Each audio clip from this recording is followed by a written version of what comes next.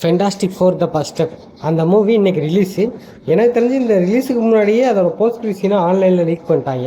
எதுக்குடா இந்த வேண்டாத வேலை பார்க்குறது?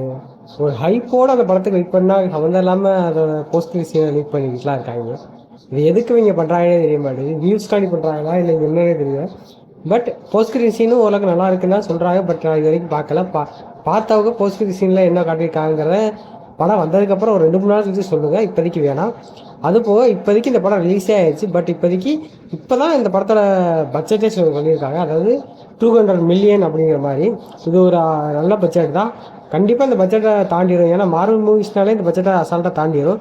அதுவும் இல்லாமல் இந்த படத்துக்கு ஏகப்பட்ட ஹைப் வேறு இருக்குது. ஸோ எனக்கு தெரிஞ்சு இந்த பட்ஜெட்டை ஈஸியாக தாண்டி போயிடும். 1 வீக்லேயே தாண்டிடும்னு நான் நினைக்கிறேன். பட் படம் ரிலீஸ் ஆகி அந்த படத்தோட சக்ஸஸை பொறுத்து தான் பட்ஜெட்டை தாண்டுதா இல்லை ஃபெயிலியர் கேட்டகரியில் போகுதா அப்படிங்கிற மாதிரி தெரிய வரும்.